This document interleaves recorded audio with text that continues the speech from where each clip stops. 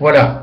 Alors, la question m'a été posée à moi, vieux bohémien de Brive-la-Gaillarde, dans le pays de Corrèze. La question m'a été posée au sujet, comprenez-le, des gens du voyage. D'où viennent-ils? Qui sont-ils? Qu'est-ce que font ces gens? Alors, une question peut être posée à un théologien, à un savant, à un professeur, mais à un homme qu'il est bien certes de pure race 100%, mais qui ne sait ni lire ni écrire, c'est difficile d'aller répondre à une question sur l'origine d'un peuple qui est avec les Hébreux et d'autres du Moyen-Orient, et que l'origine est du Moyen-Orient, est certainement très difficile. Comprenez, je n'ai jamais été à l'école.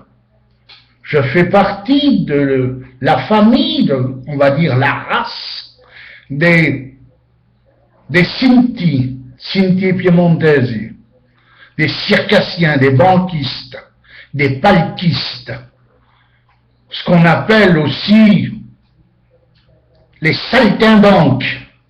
Alors nous autres, nous montions un chapiteau à une époque, mais avant le chapiteau, on les appelle les palquistes parce qu'ils faisaient des représentations de cirque sans toile, c'est-à-dire en plein air. Et on devait partir de chaque pays chaque jour. Le matin, on arrivait dans un village ou dans un pays et on accrochait notre chapiteau, quelques toiles, quelques pinces par là, quelques câblages, et le soir on donnait la représentation et le lendemain matin nous devions partir pour un autre pays pour redonner un autre spectacle, ce qui fait que les maîtres d'école ne pouvaient pas m'inscrire et mes parents ne pouvaient pas m'inscrire à l'école communale. Buissonnière, je n'ai jamais fait d'école buissonnière non plus, parce qu'on était dans les champs du matin au soir. Des écoles bibliques, j'en ai pas fait non plus. J'ai jamais fait une heure d'école biblique. Alors on m'a posé cette question de d'où viennent-ils? Qui sont-ils? Alors je m'adresserai surtout, bien sûr, à celui qui m'a posé la question, mais je m'adresserai à toi, gitan, bohémien, nomade, SDF. Ils t'ont appelé, ils nous ont appelés les fils du vent, parce qu'ils ne savaient pas d'où on venait. Car même à l'heure actuelle, à l'époque moderne, que nous sommes avec tous ces ordinateurs, avec toutes ces choses, ils vont nous dire que nous venons des Indes, les autres ils vont nous dire que nous venons du sanskrit, les autres vont dire non. Personne ne sait, à part nous, d'où nous venons, et encore bien moins où nous allons. Pourquoi qu'ils nous ont appelés les sédentaires, les fils du vent? Parce que le vent, tu sais à peu près d'où il vient, la direction qu'il vient, mais tu sais pas où il va, le vent. Il souffle, il passe en travers les montagnes, il passe en travers les bois, il trace sa route, tu ne sais pas où va le vent. Alors tu vas me dire, si tu veux savoir d'où on vient,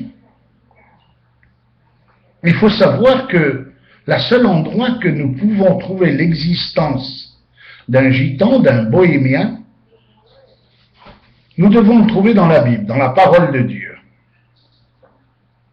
Et la Bible a tracé sur nous un mot et qu'il est dit dans la Bible, ils ne s'attacheront à aucune terre, nous les voyageurs, les gens du voyage, ils ne s'attacheront à aucune terre et aucune terre ne s'attachera à eux.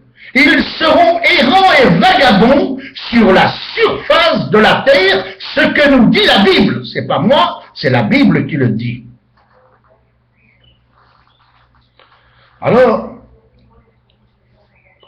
on s'attache sur aucune terre s'attache à nous. L'ami sédentaire, le frère sédentaire, quand il part de sa région, de son pays, il s'en va dans une autre contrée, dans un autre pays, en Angleterre, en Amérique, je ne sais où. Il a le mal du pays. Il a le mal de son pays. Il s'ennuie de son pays. Mais nous, errants et vagabonds, peuple énigmatique, il n'y a rien qui nous attache. Il n'y a rien qui nous retient. Avec le même, mes amis, parmi la misère, la souffrance, les difficultés, on a tous le même brillant dans les yeux.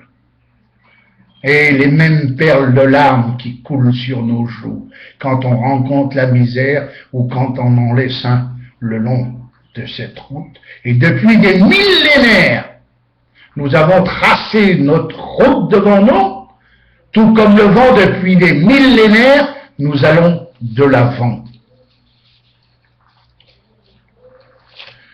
Le gitan, le peuple errant et vagabond va de l'avant. Il file, c'est vrai, c'est le conseil, l'enseignement que je peux donner à la hauteur de ma capacité. Il file comme le vent et plus rien ne l'arrête. Nous prenons les rassemblements que nous faisons. Il y a 10 000, 15 000 caravanes qui sont réunis un jour pour louer, prier Dieu. Le lendemain matin que ce rassemblement est fini, tu peux chercher les caravanes. Tu fais quelques kilomètres, dizaines de kilomètres autour de ce village que Dieu nous a permis de se rencontrer. Tu trouves plus de camping, tu trouves plus de caravanes, tu trouves plus de famille. Ils sont tous partis, ils se sont tous dispersés. Comme le vent, des fois, il part, tu ne sais plus dans quel sens il va. Eux, ils sont partis. Ils sont épanouis dans le pays. Nous laissons et nous tirons un trait quand on passe dans un pays, dans une région. On tire un trait dessus sans remords, on regrette rien. On s'en va vers de nouvelles horizons, d'autres pays, sans aucun regret de ce que nous avons laissé. Mais sache bien, te dira ce vieux bohémien de Brive-la-Gaillarde, dans le pays de Corrèze, que toi qui m'écoutes, toi qui me vois par cette vidéo, tant que tu verras passer leur caravane de la fenêtre de ta maison, tant que tu verras passer leur caravane sur ces routes et dans ta rue, dans ce pays, il y aura, et je peux te le dire moi, vieux gitan, il y aura une lueur d'espoir encore. Une lueur d'espoir de liberté. Le jour, malheureusement, le jour où tu ne les verras plus passer, parce qu'il y en a que ça dérange de voir passer les gitans. Alors le jour, toi, qui ne les verras plus passer, il sera fini de ce que tu appelles le mot liberté. Car eux, ils sont la liberté même. Rien ne les arrête. Alors, ils ne sont que de passage sur cette terre, sache-le bien. Ils sont toujours en route, toujours devant eux, quand la route se déploie. Ils voient la route, il y a des démangeaisons de partir. Tout comme quand le printemps vient, et le bourgeon, la bête veut.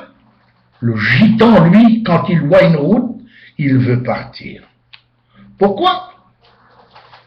Ils veulent toujours aller de l'avant, toujours plus loin, de frontière en frontière, de montagne en montagne, de pays en pays. Pourquoi? Parce que leur objectif, leur vision, c'est dans ce pays céleste que l'on appelle, nous croyons, la Jérusalem céleste. Là-bas où coule le lait et le miel, là-bas où ceux qui nous ont devancés, ceux que des fois on a laissés derrière nous dans un pays de passage, ceux-là nous attendent. Ils nous ont devancés, mais ils nous attendent au bout de notre route. Alors, ce vieux bohémien te dira que quand il passe, ne les regarde pas avec des yeux de mépris, des yeux de méchanceté, car ils sont animés, les gens du voyage, de l'amour d'aller plus loin, d'aller dans un horizon plus loin. Et il t'invite à faire un bout de route avec eux, ensemble, en leur donnant la main et faire cette bout de route avec eux. Car en plus que tu auras l'occasion de faire ce bout de route avec eux, cette route avec eux, ils te feront connaître ce qui les anime. C'est Jésus-Christ, le Fils de Dieu. Amen. Alors si tu veux en lire plus, si tu veux en connaître plus, branche-toi, capte, comme on dit, sur l'Internet, d'autres pensées, d'autres études de ce vieux bohémien. Alors, je vais vous donner le nom du site, car je ne l'ai pas dans la tête, non? http://pierrotdebrive, annoncy.fr. Que Dieu vous bénisse.